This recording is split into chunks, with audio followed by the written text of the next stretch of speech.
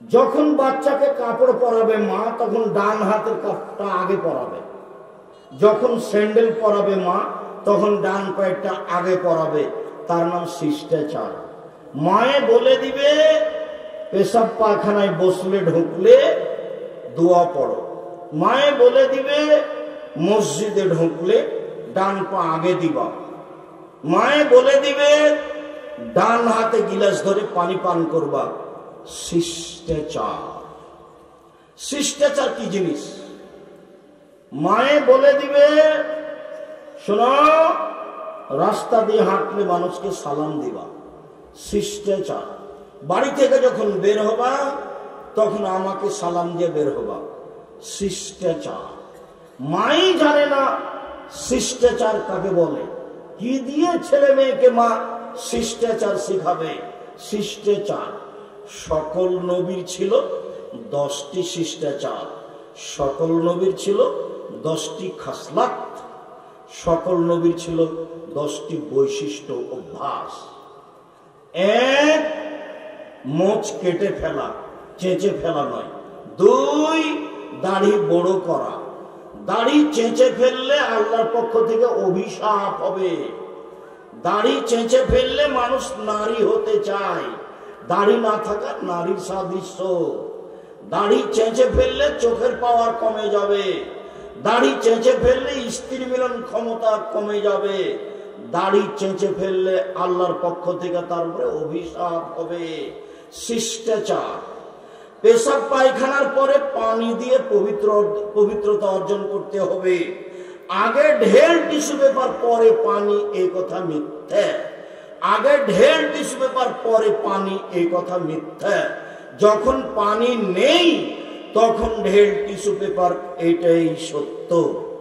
আবার পানি থাকা সত্ত্বেও ঢেল নিয়ে টিস্যু পেপার নিয়ে 40 কদম হাঁটা, পায়ের উপরে পা উঠানো, খক খক করে কাশা, এগুলো নোংরামি, এগুলো শরীয়ত নয়।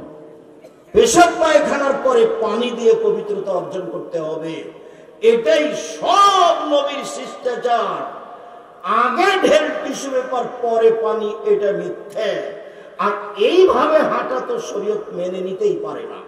পুরুষকে পবিত্র হওয়ার জন্য যদি টিস্যু পেপার নিয়ে 40 কদম হাঁটতে হয়, পায়ের উপরে পা উঠাতে হয়, খক খক করে কাশতে হয়, তাহলে তার স্ত্রীকে করতে হবে না? তার স্ত্রীও ঢেল নিয়ে 40 কদম হাঁটবে কেন? এ জান্নাতে যেতে চায়, ও যাবে না? ওই পায়ের উপরে পা উঠাবে, খক খক করে কাশবে। তখন কে বলছে তাহলে এটা পুরুষকে কেমন কেমন লাগবে? তো পুরুষও যখন এভাবে হাঁটে তখন নারীকেও কেমন কেমন লাগে, একই বিষয়। মানে এটা ধর্ম নয়, এটাই নবীগণের শিষ্টাচার যে পেশাব পায়খানার পরে পানি দিয়ে পবিত্রতা অর্জন করতে হবে। তারপরে শিষ্টাচার, নখ কেটে ফেলতে হবে। পুরুষ নারী সবার হাতের নখ বড় রাখা, নখে নেইল পালিশ দেওয়া ইহুদি খ্রিস্টানদের পতিতালয়ের বৈশিষ্ট্য, মহিলাদের বৈশিষ্ট্য। নখ বড় রাখা, নখে নেইল পালিশ দেওয়া ইহুদি খ্রিস্টানদের পতিতালয়ের মেয়েদের বৈশিষ্ট্য। নখ বড় রাখা, নখে নেইল পালিশ দেওয়া ইহুদি খ্রিস্টানদের পতিতালয়ের মেয়েদের বৈশিষ্ট্য। কপালে টিপ দিতে পাবে না, এটা হিন্দুদের নীতি। হিন্দু মেয়েকে বিবাহ করার 10টি পদ্ধতি ছিল, তার একটি পদ্ধতি হলো রাক্ষসী বিবাহ। মেয়ের হবে তার মানে তাকে সাজগোজ করে থাকতে হবে। সাজালে কুজালে হয় নারী, আর লেপলে কুচলে হয় বাড়ি, চাঁপাইনবাবগঞ্জের এলাকার ভাষা। সাজালে কুজালে হয় নারী, আর লিপলে কুচলে হয় বাড়ি। নারীকে সাজগোজ করেই থাকতে হবে। ভাত চাউল ধান সিদ্ধ করে কালি মেঘে থাকা ঠিক নয়, এটা আল্লাহ রাসূলও চায় না। ওরা সব সময় সুন্দরী হয়ে থাকবে, এটাই মুহাম্মদ সাল্লাল্লাহু আলাইহি সাল্লাম চায়। বলছিলাম সম্মানিত দিনী ভাই বোন, নারী বুঝতে পারলো না নিজের মর্যাদা, যার কারণে ভুল পথে চলল। রাসূল সাল্লাল্লাহু আলাইহি সাল্লাম বলেন, মহিলারা যদি 4টা কাজ করে তাহলে জান্নাতে চলে গেছে। 1 5 ওয়াক্ত সালাত, 2 রমজান মাসের রোজা, 3 স্বামীকে মেনে চলা, 4 জেনায় লিপ্ত না হওয়া। এই 4টা কাজ যদি করে তার জন্য জান্নাতের সব দরজা খোলা। মুহাম্মদ সাল্লাল্লাহু আলাইহি সাল্লাম বলেন, এই ছেলে বসো, তুমি কি ব্যস্ততা দেখাচ্ছ, থামো, আমরা কাছাকাছি চলে আসছি, তুমি প্রয়োজন দেখায় না, পরিবেশ নষ্ট করো না। যে বাচ্চা ছেলে আপনার পাশে বসে আছে ওকে খুব সতর্ক সাবধান করবেন, ও যেন পরিবেশ নষ্ট না করে। আমরা অল্প সময়ের মধ্যেই আলোচনার শেষের দিকে চলে যাব, কাজেই বিরক্তিবোধ আমাকে দেখাবেন না, আপনি ধৈর্যের পরিচয় দিবেন। সম্মানিত দিনী ভাই বোন, আল্লাহ নবী বলছেন, নবী ফিল জান্নাহ, নবী জান্নাতে যাবে, আর শহীদ ফিল জান্নাহ, শহীদ জান্নাতে যাবে, আর সিদ্দিক সত্যবাদী ফিল জান্নাহ, জান্নাতে যাবে। ওয়ান নিসা আহলুল জান্নাহ, মহিলারাও জান্নাতে যাবে। এই কথা বলে আল্লাহ রাসূল চুপ থাকলে ভালো হতো, কিন্তু মহিলারা জান্নাতে যাবে এই কথা যখন বললেন তখন আল্লাহ রাসূল আর একটু কথা বাড়িয়ে দিলেন। ওই মহিলা যে বেশি বেশি সন্তান দিতে পারে, ওই মহিলা কোন সময় যদি স্বামী রাগ করে তাহলে স্বামীর হাত ধরে বলে, যতক্ষণ পর্যন্ত খুশি না হবেন ততক্ষণ পর্যন্ত আমি কোনো কিছু খাবো না। এই নারী হলো জান্নাতি নারী। আবার বুঝেন, 1 নবীগণ জান্নাতে যাবেন, 2 শহীদেরা জান্নাতে যাবে, 3 সত্যবাদীরা জান্নাতে যাবে, 4 মহিলারা জান্নাতে যাবে। আগের 3 ব্যক্তির ব্যাপারে কিছু বললেন না, 4র্থ ব্যক্তি নারীর ব্যাপারে বললেন, ওই নারী যে নারী বেশি বেশি সন্তান দিতে পারে, ওই নারী যে নারী স্বামী অসন্তুষ্ট হলে হাতে হাত রেখে বলে, যতক্ষণ পর্যন্ত আপনি খুশি না হবেন ততক্ষণ পর্যন্ত কোনো কিছু খাবো না, এ নারী জান্নাতি নারী। রাসূল সাল্লাল্লাহু আলাইহি ওয়াসাল্লাম বলেন, খায়রুন নিসায়ে, পৃথিবীতে সবচেয়ে দামি নারী ওরা। এই যে আমার হাত আথু, স্বামী আদেশ করলে পালন করে। ওই যে নাজারা ইলাইহা সাররাথু, স্বামীর সাথে কথা বললে হাসি মুখে বলে। ওই যে গাবা আনহা হাফেজাথু, স্বামী বাড়িতে না থাকলে নিজেকে কন্ট্রোলে হেফাজতে রাখে, কারোর সাথে প্রেম প্রীতির গল্পে লিপ্ত হয় না। 3টে গুণ আছে যে নারীর, সে হলো সবচেয়ে দামি নারী, ও জান্নাতে যাবে। 1 স্বামী আদেশ করলে পালন করে, 2 স্বামীর সাথে কথা বললে হাসি মুখে বলে, 3 স্বামী বাড়িতে না থাকলে নিজেকে কন্ট্রোলে রাখে। মনে থাকবে না? থাকবে তো? রাসূল সাল্লাল্লাহু আলাইহি সাল্লাম বলেন, আর দুনিয়া কুল্লুহা মাতা ওয়া খায়রু মাতা'id দুনিয়াল মারাতু সালিহা, সারা পৃথিবীর সম্পদ, সবচেয়ে দামি সম্পদ হলো নারী। নারীদের মর্যাদা ইহুদি দেয়নি, খ্রিস্টান দেয়নি, হিন্দু দেয়নি, জাহেলিয়াতের যুগ দেয়নি। যার সামনে একটা বই দেখবেন, বইয়ের নাম কেন এই নির্যাতন কি তার প্রতিকার। বইয়ের নাম কি? কেন এই নির্যাতন কি তার প্রতিকার। আমরা নির্যাতিত কেন, পথ কোনটা হতে পারে যাতে করে মান ফিরিয়ে পাবো। আর একটা বই ছিল, সম অধিকার নয় মর্যাদা চাই, সম অধিকারের দাম নাই, ওটা আমরা চাই না, আমাদের মান মর্যাদা ফিরিয়ে চাই, সেটা আমাদের প্রয়োজন। শুনুন, রাসূল সাল্লাল্লাহু আলাইহি ওয়াসাল্লাম বলেন, আরবাউন লিসাদা, 4টে জিনিস আছে যার, সুখময় জীবন তার। 4টে জিনিস আছে যার, সুখময় জীবন তার। 4টে জিনিস নেই যার, দুঃখময় জীবন তার। 1 আল মারাতুস সালিহা, ভালো স্ত্রী যার, সুখময় জীবন তার। আমার মুখের ভাষা নয়, কার মুখের ভাষা? মুহাম্মদ সাল্লাল্লাহু আলাইহি সাল্লামের। ভালো প্রতিবেশী যার, সুখময় জীবন তার। প্রতিবেশীর ঠেলা তো বুঝতে পারেন না, যারা জানে তারা বুঝে। প্রতিবেশীর এক বাচ্চা ছেলে ভাত খাওয়ার পরে প্লেটের পানিটা এভাবে চালিয়ে দিয়েছে, তো প্রতিবেশীর বাড়ির দেওয়ালে গিয়ে লেগে গেছে। এই যে লেগে গেল, একবারে বস্তির মহিলা হয়ে ঝগড়া লেগে গেল।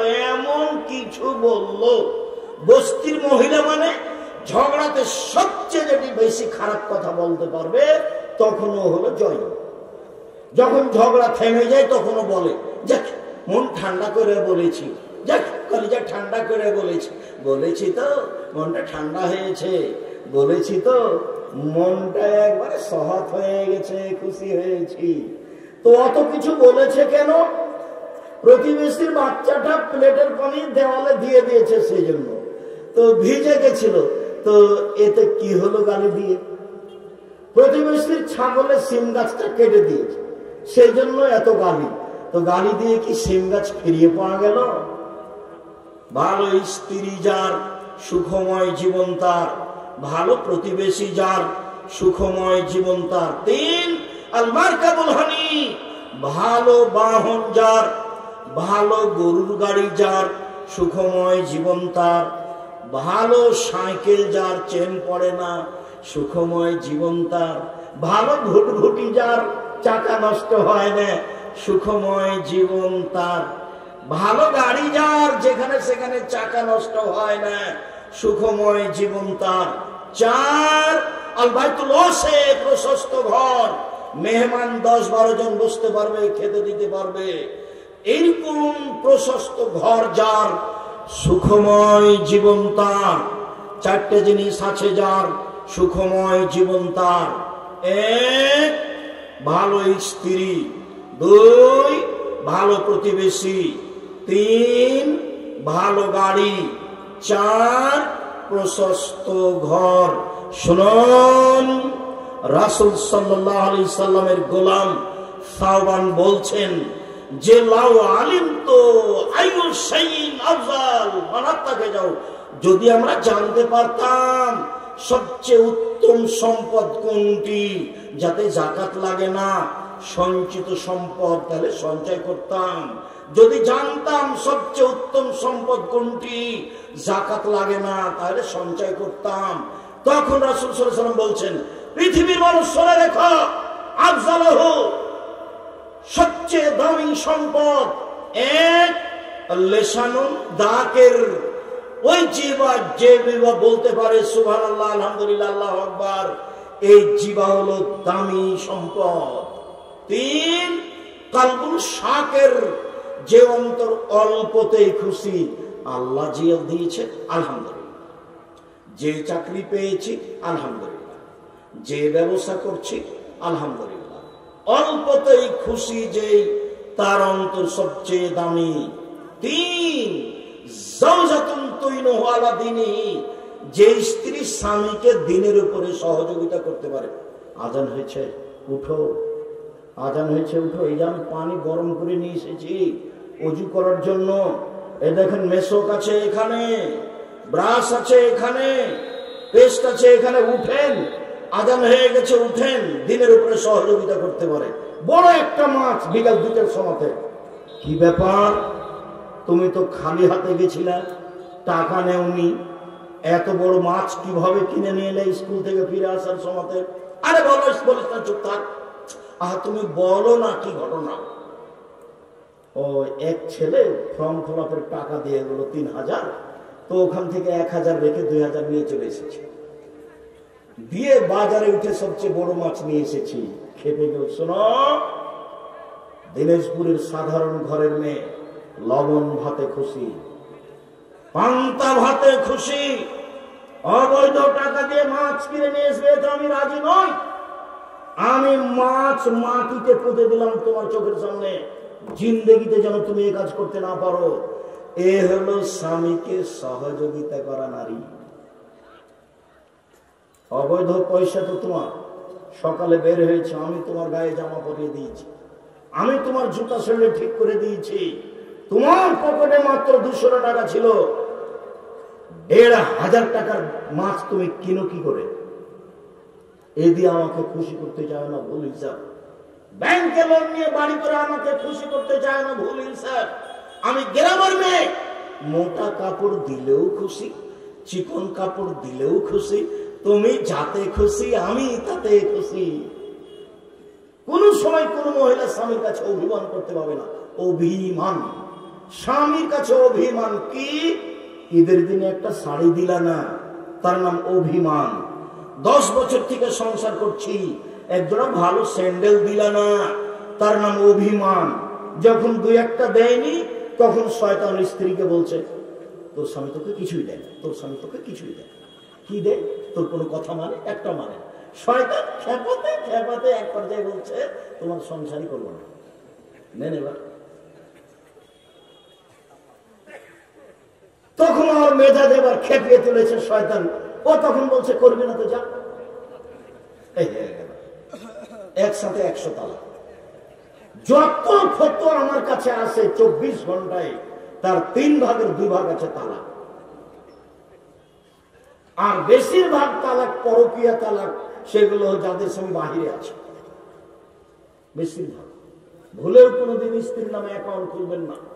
যখনই যে বক্তব্য দিয়েছে লন্ডনে, ওমানে, দুবাই, সৌদি আরবে, কুয়েতে, সেখানে আমি বলেছি সাবধান, বইয়ের নামে অ্যাকাউন্ট খুলিও না।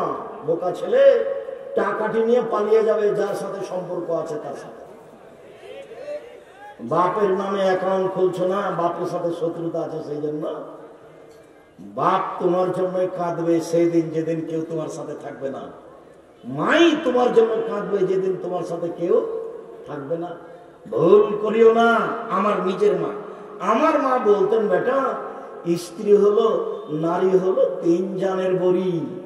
নারী হলো 3 জানের বড়ি। 3টে জিনিসকে কখনো ছোট মনে করতে হয় না বেটা। 1, স্ত্রীকে বিপদে ফেলতে পারে। 2, পানিকে, পানি গভীর হতে পারে। 3, জঙ্গলকে, জঙ্গলে সাপ বেন বাঘ ভালুক থাকতে পারে। কাজে এটা ছোট কখনো মনে করা হবে না। আমার মা আমাকে নিজে বলতেন।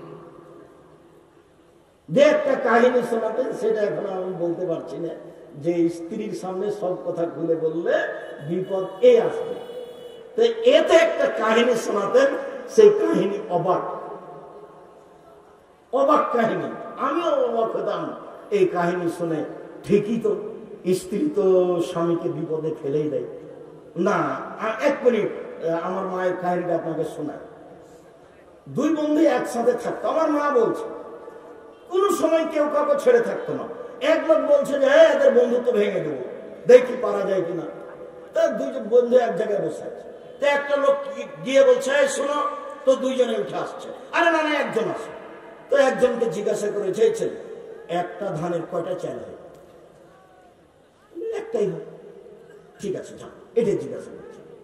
এবার এখন ওর বন্ধুর কাছে ফিরে যেতে বলছে। ও কি বললো? তো বলছে যে একটা ধানের 2টা চাউল হয়। তো বললো, না, একটাই হয়। বলছে, না, এটা বলেনি, আরো কিছু বলেছে। আরে না, এটাই বলেছে। না, কিছু বলেনি, এটাই বলেছে। তো তর্ক বাড়তে বাড়তে এক বন্ধু আর এক বন্ধুকে পানিতে ডুবিয়ে মেরেছে। তো যখন পানিতে ডুবিয়ে ধরেছে, তখন শ্বাসের কারণে পানির ঘোলঘুলিটা উপরে দেখা যাচ্ছিল, শ্বাসের কারণে। এইটাও দেখেছে। অনেকদিন পরে একদিন স্বামী স্ত্রী বাড়ির বারান্দায় বসে আছে, বৃষ্টি হচ্ছে, চালের পানি টপ টপ করে নিচে পড়ছে। তো ফোঁটা যখন পড়ছে, তখন পানির উপরে পড়ে ওখানে দেখা যাচ্ছে, পানির ঘোলঘুলিটা দেখা যাচ্ছে। কথা বুঝতে পারলেন না? তখন স্বামী ওই অবস্থা দেখে হেসে উঠেছে। স্ত্রী চোখের সামনে ছিল। স্ত্রী বলল যে, কি ব্যাপার, তুমি হাসলে কেন? না, কোনো কারণ নেই। অবশ্যই কারণ আছে। বলো, তুমি হাসলে কেন? অবশ্যই কারণ আছে। না, কোনো কারণ নেই। যখন খুব চেপে ধরেছে, তখন বলেছে যে এই ঘটনা। বাস জেনে নিল একদিন স্বামী স্ত্রী গন্ডগোল লেগে গেছে। তখন বলো, তুমি কত ভালো মানুষ, তোমাকে ভালোভাবে চিনি, তুমি অমুককে মেরে ফেলেছো, এই ঘটনা। জানতে পেরে জেল হয়ে গেল। নারী হলো 3 জানের বড়ি। আমার মা আমাকে শোনাতেন। সম্মানিত দিনী ভাই বোন, রাসূল সাল্লাল্লাহু আলাইহি সাল্লাম নারীদের সম্মান মর্যাদায় অনেক কথা বলেছেন। আজকের জন্য সংক্ষিপ্ত এই পর্যন্ত বলেই, নারীদের ব্যাপারে খুব সাবধান, নারীদের ব্যাপারে খুব সতর্ক। আউয়াল ফিতনা ফি বনি ইসরাইল ফিন নিসায়ে, প্রথম বিপদ নারীদের মাঝেই ছিল। এই পর্যন্ত আজকের মতো বলে আমি আপনাদেরকে আমাদের যে বই পুস্তক যা আছে সবগুলি নিয়ে যাওয়ার জন্য আন্তরিকভাবে অনুরোধ জানিয়ে, নিজের আহাল পরিবারের জন্য যেমন দোয়া করেন, জামিয়া সালাফের জন্য দোয়া করার অনুরোধ জানিয়ে সকল দিনই ভাই বোনকে বিশেষভাবে আলিতে সম্পত্রিকা আব্দুল্লাহর বই আছে মিন্নাতুল বারি, কিছু প্রশ্নের উত্তর আছে। আব্দুল্লাহর বই আছে স্টেজে মিন্নাতুল বারি, বুখারীর ব্যতিক্রম ব্যাখ্যা। আমার বইটা আছে, দুয়ার বই আছে নামাজের উপরে, গুরুত্বপূর্ণ বই আছে দুয়ার এবং সালাতের উপরে। সবাই নিয়ে যাবেন, যদি টাকা না থাকে একটা পত্রিকা নেবেন। বাম দিকে আসেন, সবাই আছে আপনাদের বই পুস্তক দেওয়ার জন্য। আদর্শ নারী, আদর্শ পরিবার, কে বড় ক্ষতিগ্রস্ত, কে বড় লাভবান, আর এ সদাচরণ। সদাচরণের আমার নতুন বইটি বের হয়েছে, সদাচরণ, যা হলো নেকির সবচেয়ে বড় মাধ্যম। সেগুলি সংগ্রহ করেন।